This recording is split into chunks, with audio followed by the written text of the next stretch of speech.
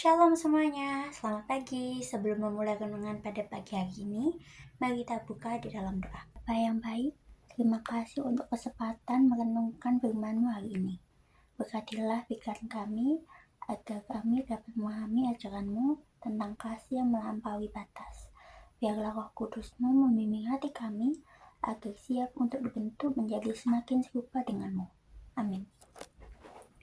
Nah, renungan pada pagi hari ini berjudul Jangan Melihat Status, yang diambil dari Matius pasal 13 ayat 54 sampai dengan 58. Mari kita baca bersama-sama. Setibanya di tempat asalnya, Yesus mengajar orang-orang di situ di rumah ibadat mereka.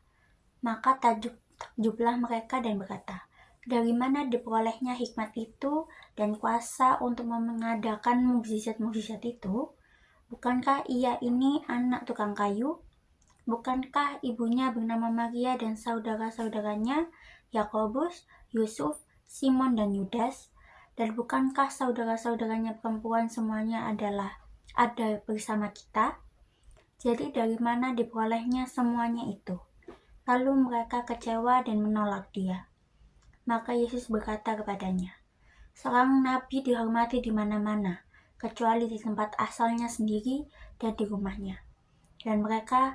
Dan karena ketidakpercayaan mereka, tidak banyak mukjizat diadakannya di situ. Dari bacaan tadi, menurut saya ada satu ayat yang sangat menarik, yaitu, "Bukankah ia ini anak tukang kayu? Dari mana diperolehnya semuanya itu?" Yang dialami Yesus dalam bacaan hari ini sepertinya menunjukkan pandangan dunia, di mana kepercayaan terhadap seseorang ditentukan oleh status orang itu. Integritas seseorang seakan-akan ditentukan oleh kaya, berkuasa, apakah punya jabatan yang tinggi, dan lain sebagainya. Status menjadi harga mati untuk menentukan tingkat kepercayaan terhadap seseorang. Yang tampak jelek dalam pandangan mata akan disingkirkan, yang terlihat bagus dan megah akan diterima. Itulah bahan refleksi bagi kita hari ini, di mana Tuhan menjungkir balikan pandangan manusia ke dalam cara pandangnya. Tuhan melihat hati, sehingga apa yang buruk dan tidak berharga menurut kacamata manusia bisa jadi baik dan indah dalam pandangannya. Kita diajak untuk tidak melihat orang lain dari statusnya, tetapi lihatlah hatinya. Lihatlah keseluruhan diri orang itu.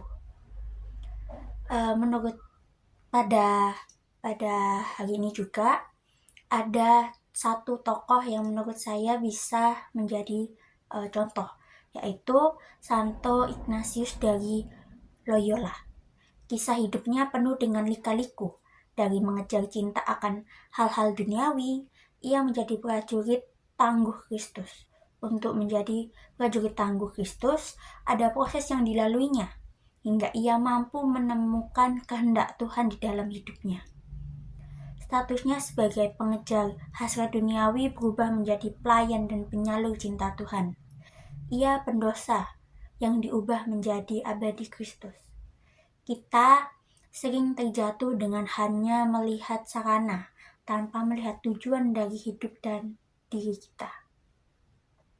Santo Ignatius dalam latihan rohani menuliskan, yang pertama, manusia diciptakan untuk memuji, menghormati, serta mengabdi kepada Tuhan Allah kita, dan dengan itu menyelamatkan jiwanya.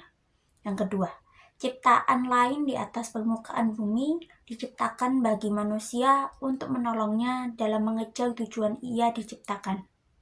Yang ketiga, karena itu ciptaan dapat dipergunakan atau dilepaskan sejauh itu membantu atau menjauhkan kita dari tujuan. Yang keempat, kita perlu mengambil sikap lepas, bebas terhadap segala ciptaan tersebut, sejauh pilihan merdeka ada pada kita dan tidak ada larangan.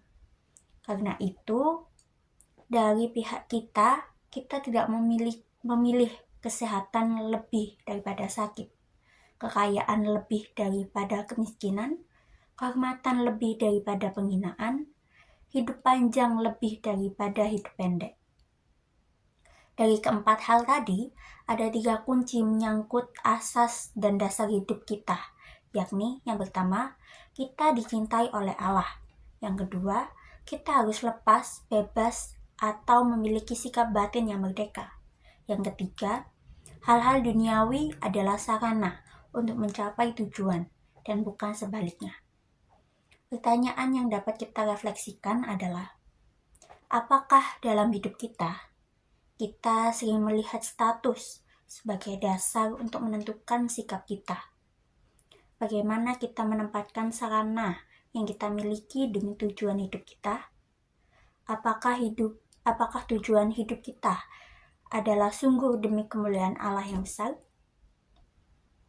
Mari kita tutup dalam doa. Tuhan, terima kasih atas firman-Mu yang telah mengingatkan kami untuk mengasihi sesama, bahkan mereka yang sulit untuk dikasihi. Mampukan kami untuk mempraktikkan kasih yang tulus ini dalam tindakan nyata setiap hari. Biarlah hidup kami mencerminkan kasih-Mu bagi dunia. Amin.